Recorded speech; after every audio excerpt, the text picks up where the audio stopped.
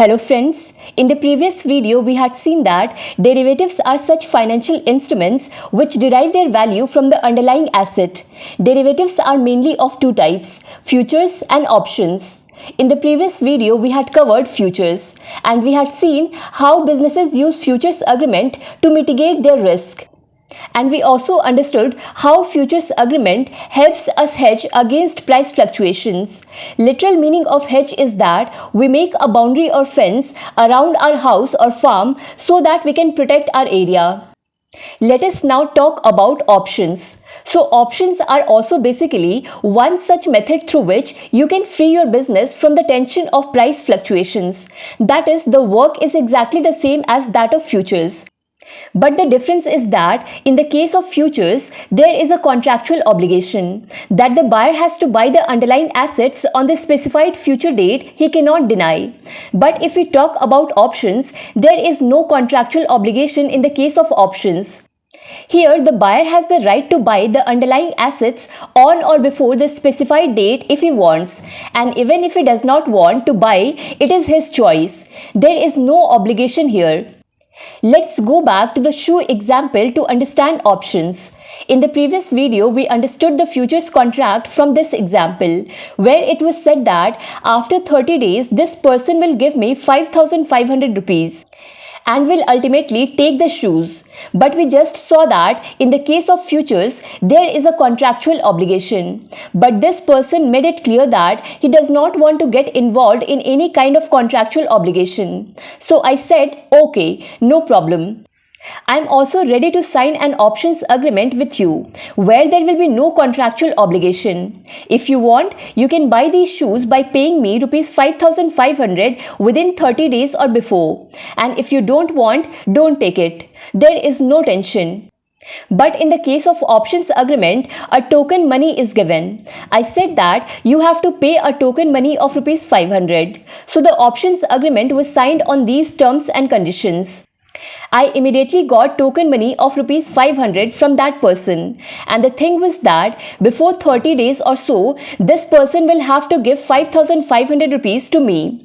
And in return, I'll give him a yellow color token with which he will get the shoes out of the rack. So if he does not give me 5,500 rupees within 30 days, then his token money will die. Actually, we look at all these things a lot according to financial terms, but what is happening here is very normal. You must have seen that whenever you go to buy a house or take a house on rent, you give a token money and say that at this future date, I'll come and buy the house. Giving token money means that you have given a booking amount and you will come and buy the house on the same future date and at the same price that you had decided while giving the booking amount. And if you do not come by that date, then you do not get your token amount or booking amount back. This is the only thing here. Let us now see what happened after 30 days. Suppose after 30 days, the price of shoes became rupees 6,500. The buyer had already paid rupees 500 as token money, and by paying just rupees 5,500, he can buy these shoes. That means he had to pay a total of rupees 6,000 and he got shoes worth rupees 6,500. So the buyer benefited as well as me, because I had bought these shoes for only rupees 5,000. But let's consider another scenario. Suppose the price of shoes did not increase much. It only increased from 5,000 to rupees 5,200. So why would any person pay rupees 5,500 for it? He would buy it directly from the shop. And because there is no contractual obligation in the options agreement, hence the buyer can refuse to buy the underlying assets if he wants, and it is obvious that he will do the same. And I also did not suffer any loss in this, because I have already received the token money. On top of that, I also have the shoes. Now you will say that it is clear I got the benefit in the options agreement. But that person suffered loss here.